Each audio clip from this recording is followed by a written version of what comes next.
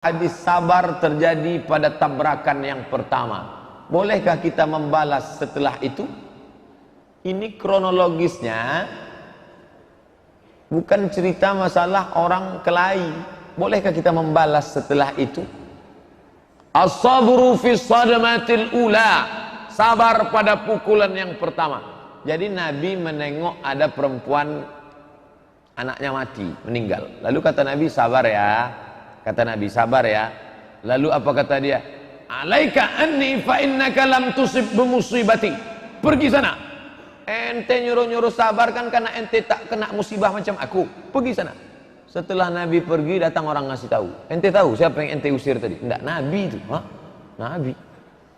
Akhirnya besok dia datang ke rumah Nabi. Assalamualaikum, waalaikumsalam. Ya Rasulullah, ya, aku mohon maaf.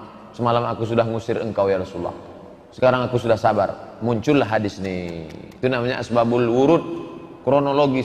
Kata Nabi, innamas sabru fis sadamatil ula. Sabar itu pada pukulan yang pertama. Ente kalau mau sabar dari kemarin-kemarin, makin lama makin sabar. Sekarang pertanyaannya, Pak Ustadz, bolehkah sabar pada yang pertama habis itu dibalas? Bukan sabar namanya.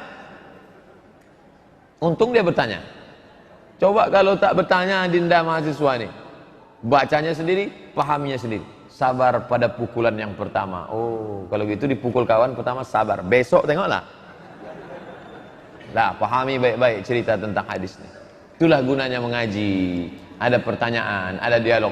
Apa maksud hadis dari Abu Umamah? Aku menjamin satu rumahku di pinggiran surga bagi orang yang mau meninggalkan perdebatan meskipun dia benar, dan satu rumah di tengah surga bagi orang yang meninggalkan dusta meskipun dia bergurau. Satu rumah di atas surga bagi orang yang membaguskan akhlaknya. Surga luas. Di dalam surga itu ada rumah-rumah. Rumah di tepi, rumah di tengah, rumah di atas. Bahbuhah, bagian tengah. A'la, bagian atas. Rumah di tepi, rumah di tengah, rumah di atas. Siapa yang punya rumah di surga? Satu, man bana masjidan. Siapa yang membangun masjid, banallah baitan mislahu fil jannah. Dibangunkan Allah satu rumah di surga. Kita tak bisa bangun masjid. Jangankan bangun masjid, bangun rumah kita pun tak bisa. Susah, miskin. Siapa lagi yang bisa punya rumah di surga? Man shalla isnatai asyarata raka'ah. Siapa yang salat 12 rakaat fil yaumi wal lailah. Salat qabliyah ba'diyah qabliyah ba'diyah qabliyah ba'diyah 12 rakaat. Bunya lahu bihinna baitun fil jannah. Dibangunkan untuknya satu rumah dalam surga. 2 rakaat sebelum subuh, 4 rakaat sebelum zuhur, 2 rakaat setelah maghrib, 2 rakaat setelah isya, 2 rakaat setelah zuhur, 2 rakaat sebelum subuh, 4 rakaat sebelum zuhur, 2 rakaat setelah zuhur, 2 rakaat setelah maghrib, 2 rakaat setelah isya. Dibangunkan satu rumah dalam surga. Ada lagi 3. Siapa dia? Man tarakal. Siapa yang meninggalkan mira' jidal. Siapa yang meninggalkan jidal, berdebat, tak mau dia berdebat, maka dibangunkan Allah dia satu surga, satu rumah di dalam surga. Yang satu lagi, man tarakal kadzib.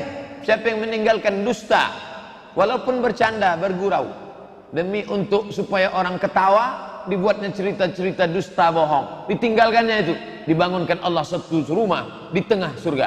Yang ketiga, siapa yang itu? Kata Nabi SAW, man ahsana khuluqahu. Siapa yang memperbaiki adabnya, akhlaknya. Yang meninggalkan debat, rumah di pinggir surga. Yang meninggalkan dusta, rumah di tengah surga. Yang memperbaiki akhlaknya, rumah di atas tinggi surga. Kalau gitu saya biarlah tak punya rumah Pak Ustadz asal masuk surga. Bukan begitu memahami hadis ini. Kita selalu disuruh wa fi dzalika falyatanafasil mutanafisun. Hendaklah kalian persaingan dalam merebut. Kalau gitu kita tak boleh debat Pak Ustadz. Debat antara benar dan paling benar. Tinggalkan debat. Tapi untuk orang-orang yang sombong, yang angkuh, mesti kita debat. Karena Quran menyuruh debat. Wajadilhum, debat mereka billatihi ahsan, dengan cara yang baik. Kalau begitu Zakir Naik tak dapat rumah di surga? Dapat. Kenapa? Karena dia menegakkan hujah untuk mendebat orang-orang batil. Orang batil mesti didebat supaya dia tahu bahwa dia batil. Aku khawatir kalau orang benar itu diam, sehingga orang yang salah itu tak tahu bahwa dia salah. Begitu kata Sayyidina Ali radhiyallahu anhu. Apa itu Khawarij? Khawarij artinya keluar, diambil dari kata kharaja, keluar. Ini kelompok Sayyidina Ali, ini kelompok Sayyidina Muawiyah. Kelompok Ali, kelompok Muawiyah, keluar Khawarij. Kata Khawarij, kafir semua nih. Ali kafir, Muawiyah kafir, Ammar bin As kafir. Tiga-tiga ini mesti dibunuh. Maka diutuslah orang untuk membunuh tiga sahabat ini. Salah satunya yang berhasil membunuh namanya Abdurrahman ibnu Muljam, ditikamnya Sayyidina Ali waktu salat subuh, meninggal Sayyidina Ali. Khawarij, orang yang keluar dari imam, maka yang keluar dari imam itu adalah Khawarij. Qadariyah Pak Ustaz? Qadariyah adalah orang yang mengingkari takdir. Kata dia tak ada takdir. Rukun iman 5 saja. Antuk minabillah wa malaikatihi wa kutubihi wa rusulihi wal yaumil akhir. Takdir tak ada. Maka disebut dia dengan qadar, karena dia memusuhi takdir. Qadariyah. Mu'tazilah Pak Ustaz? Mu'tazilah adalah Wasil bin Atha. Dia murid Imam Hasan Al-Basri. Nabi punya murid namanya Anas bin Malik. Anas bin Malik punya murid namanya Al-Hasan Al-Basri. Al-Hasan Al-Basri punya murid namanya Wasil bin Atha. Suatu ketika Wasil bin Atha bertanya tentang pelaku dosa besar. Lalu dijawab oleh Imam Hasan Basri. Rupanya tak setuju Wasil bin Atha dengan gurunya itu. Akhirnya Wasil memisahkan diri. Orang yang memisahkan diri bahasa Arabnya Mu'tazil, Mu'tazilah. Orang yang memisahkan diri dari Wasil, dari Imam Al-Hasan Al-Basri. Lalu apa kata Imam Hasan Basri? Qad i'tazala Wasil anna. Si Wasil sudah memisahkan diri dari kita. Maka dia disebut dengan Mu'tazilah. Ada beberapa perbedaan Mu'tazilah dengan Ahlus Sunnah. Di antaranya mereka mengatakan tidak ada sifat bagi Allah, yang ada hanya zat saja.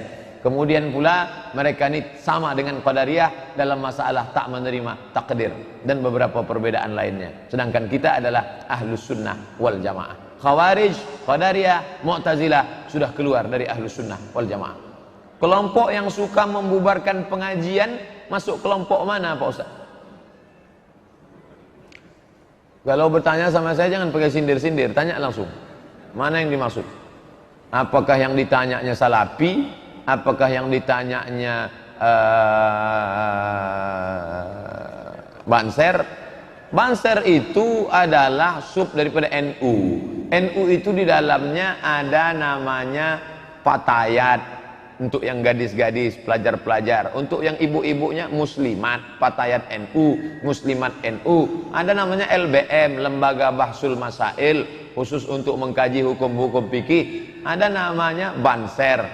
Banser Ansor, itu dulu baik. Cuman setelah disusupi oleh liberal, makanya anak-anak NU yang selalu saya nanya ke saya, Ustadz kami ini NU, ente NU, ya ikuti fatwa 3 ulama NU. Ustadz Kiai Haji Idrus Ramli, Buya Yahya, Kiai Haji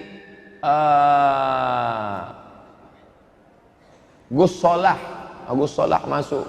Yang dulu Kiai Hasim Muzadi. Tapi yang untuk yang pengajiannya yang banyak di internet, yang saya maksud adalah Buya Yahya, kemudian Kiai Haji Idrus Ramli, satu lagi lupa saya namanya. Dari pondok pesantren khusus yang mendebat. Mereka tidak setuju dengan Syiah, tidak setuju dengan Mu'tazilah, tidak setuju dengan yang keluar dari Ahlus Sunnah wal Jamaah. Itu yang meneruskan Kiai Haji Hashim Asy'ari, Hadratus Syekh Hashim Asy'ari.